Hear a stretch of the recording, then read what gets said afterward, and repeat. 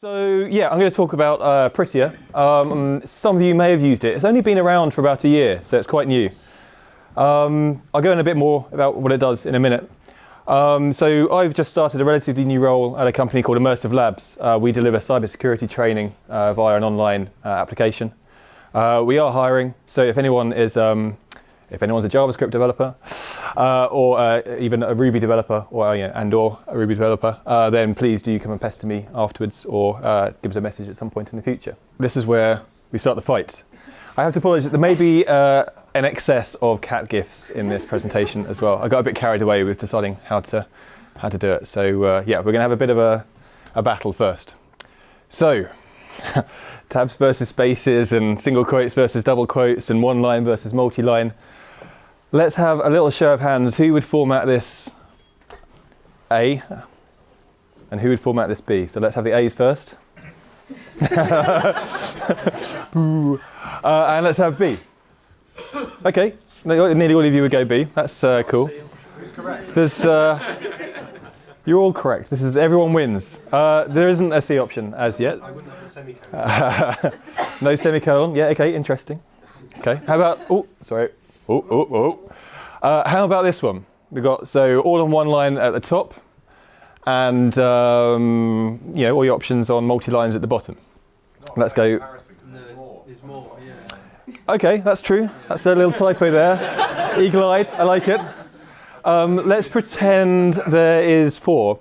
Although actually, it's actually an interesting point as well. There are more at the bottom. So would we format it differently if there's more or less? So, but just for the sake of argument, let's go with option A and option B. Okay, interesting. So, I mean, again, we've got some of the differences there. As there's a trailing comma at the bottom on the last option. There's not a trailing comma at the top. They do all have semicolons. We've heard about not semicolons already. So, again, we're having all these discussions and weighing ourselves down. So, we've been through this bit, single or multi-line. We didn't really talk about parentheses. So would we have a space, within the parentheses, within the curly brackets as well, before the curly brackets, after the curly brackets? There's quite a lot of options that we could talk about. Tabs versus spaces. Me and Adam briefly had a little discussion about before we started this. And then, if you go spaces, do you do 2 spaces? Do you do 4 spaces? Single quotes or double quotes? There's quite a lot of decisions to be made as we're going along. And of course, the magic option C, which we're all thinking about really is, who cares? Right? This stuff actually just isn't important. But that's interesting, it doesn't actually matter, right? This is a very exasperated cat. He's been dealing with a lot of developers all day, and he's fed up all the arguments about tabs versus spaces. So if we're not going to care about how our code looks, what should we be caring about? And really, it's how it works. It's the impact to the end user. It's time efficiency. Every time we stop to think, should I put a new line here? Should I be putting a space in the parentheses? Should I be using single quotes or double quotes? Should I be tabbing or spacing? Setting up my editor to do what the rest of the team are doing? It's all just wasted time. We're just slowing ourselves down writing code that at the end of the day is going to get turned into ones and zeros for machine code. And that comes down to really what I'm going to refer to as keeping our flow. We want to be focusing on just writing code that works well and solves problems, fixes our test suite. We shouldn't be worried about how code looks. I mean, that's ridiculous, right? If we spend all day looking, thinking about how our code looks, we're not going to get anywhere. We're not going to end up, writing code that works.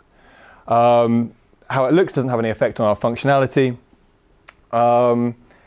And as we've seen, we can end up talking about this all night. We could be talking about whether we should be using single quotes and double quotes. And if you've got a team, maybe even the size of the number of people in here, if you've got a big team, that's a lot of discussions to be had with a lot of people. And we could end up wasting days. So, we're missing a cat GIF. Sorry. I can see it on mine. There's a nice little one of a man herding lots of cats into spaces, so herding cats. It's my favourite one, and it hasn't worked, but there we go. So within a team, code consistency is important. And within a big project, if we're opening lots of different files, anytime we come to that code, it should look the same. And that's why how code looks is important. That's where it really is important. If you've got 20 developers working on the same code base, when you open it up, you want it to look the same for one developer as another developer. and you want everyone to be used to how that code looks. So what is Prettier? I haven't really talked about this thing Prettier, which is what my talk's about. Like I say, Prettier's been around for about a year now, just over.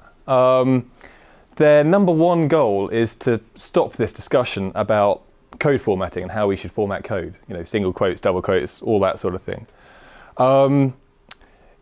It ensures all of your code conforms to a standard, you know, style guide, so that it always looks the same. And I mean, I've only really talked about it in terms of JavaScript. It does actually work on all sorts of languages. So JavaScript, Flow, TypeScript, CSS, Less, SCSS, GraphQL, Markdown, and like I say, it's early days for this programming language, so I think it'll just, you know, continue to get more and more support. It's an opinionated code formatter, and that word is really important, opinionated. It essentially opines what your code is going to look like. It takes all of the decision making away from you, your team, anyone else involved. It's up to Prettier how your code looks. So, so you know, why would we use Prettier? Well, it's fully automatic. So I'll come on to something like ESLint in a minute, but I don't know if you've ever used that, but it has got a fixed method, but it's not always automatic, and I've certainly spent time going back through formatting code to get it to accept my arguments. It's supported in lots of text editors as well. You can install plugins for Atom, Vim, VS Code, Visual Studio. It's great for onboarding as well. Just think, if we stop worrying, you know, when you've got a new developer on board or a junior developer on board who's only been, you know, learning to code for a few months, as soon as you take that stress out, you know, does this team do single quotes, double quotes? Should I be putting everything on one line, two lines? Should I be putting, you know, extra spaces in here? Should I be doing, you know, spaces within parentheses or not? As soon as you can say, we don't care, do what you want. You've taken that level of stress away and made onboarding much easier. So for any developers you get into your team, that's much easier. For anyone that's new to developing, that's much easier. It's really easy to integrate to your workflow, and none of this changing of formatting has any effect on your functionality. So anything Prettier does to your code, it's not going to break it. You're not suddenly going to have, you know, bugs creeping into your code because it's put something on your new line that shouldn't done. It's, you know, intelligent enough not to introduce any weird characters or odd markup that you shouldn't expect. We haven't really shown how it works, and this is just sort of a quick GIF I found of someone using it. So you can essentially see he's doing some refactoring here. He's moving a function to its own, you know, out of the render function. He's writing some really pretty awful code. There's no consent formatting, and then Prettier turns it into, you know, one line there. He's putting it back in, and it's saying that's, you know, doesn't look right, so it's putting it like that.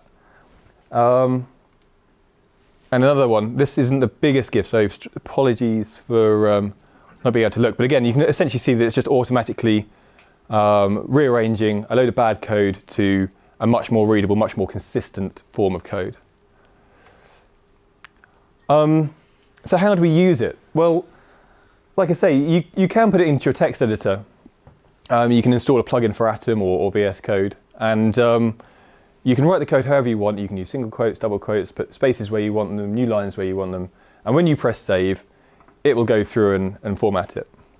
That's not actually my favorite way of using it, but it is a quick way to see how it works and kind of get a feel for it.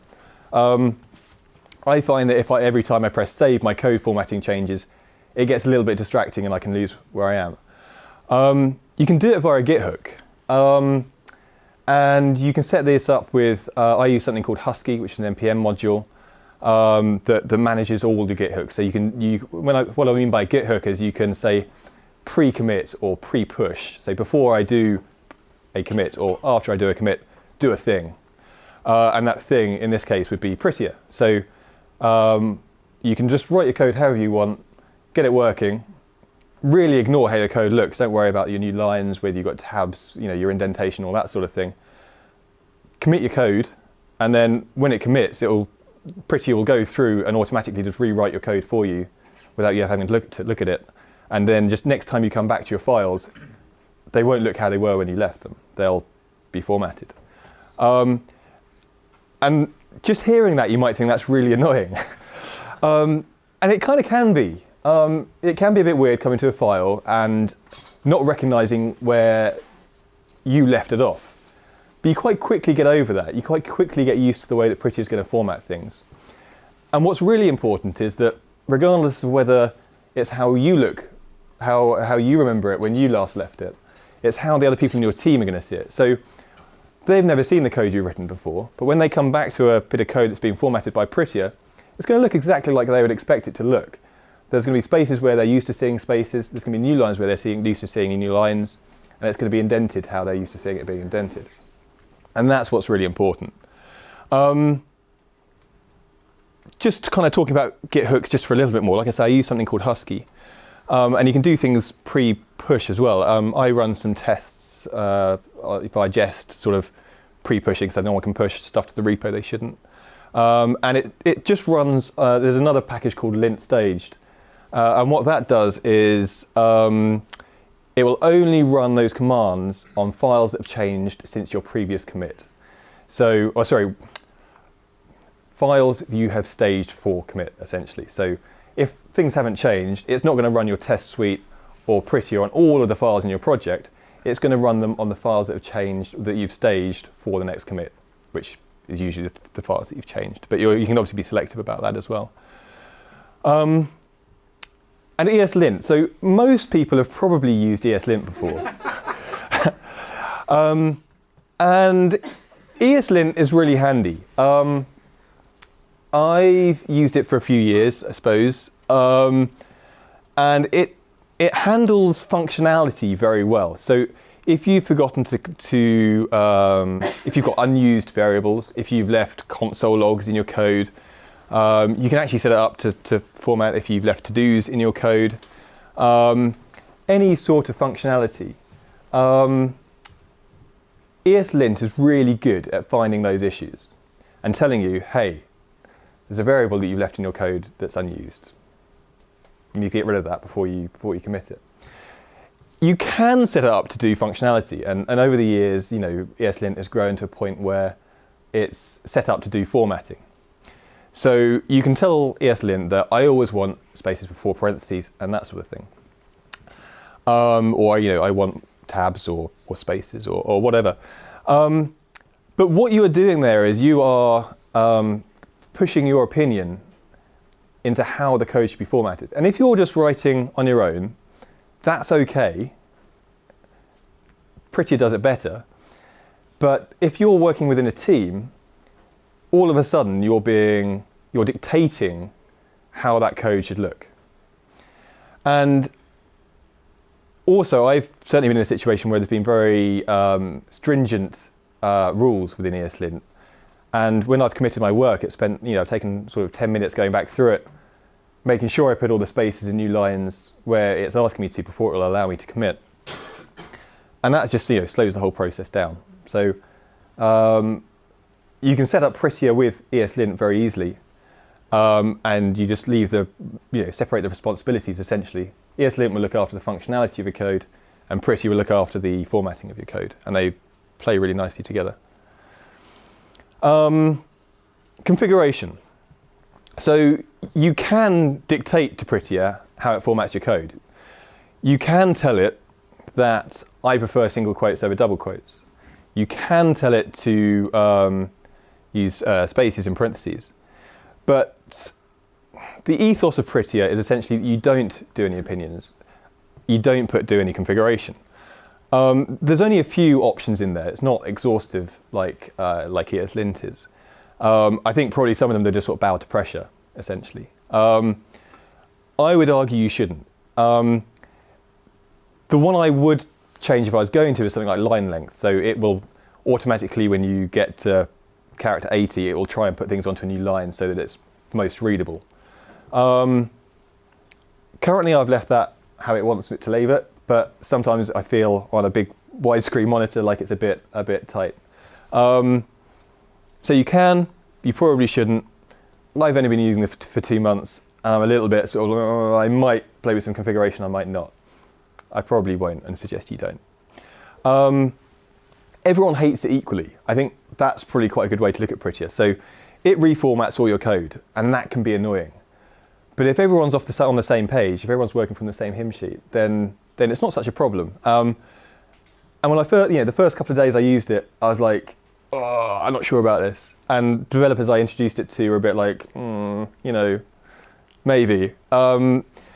But actually you get used to it very quickly. The best thing is, you stop hanging on to your preferences for these things. And it really does free you up to stop thinking about how you're formatting your code as you're going on and writing, which just frees up your mind to worry about the bigger problem, which is how your code is functioning. And if you're the boss, Prettier did it, it's not your fault. You didn't tell anyone how, the code should be set out. Prettier does its own thing, and, it's not your fault. You can wipe your hands clean of it. And that's that. That's it. That's me lapping up the applause. So thank you.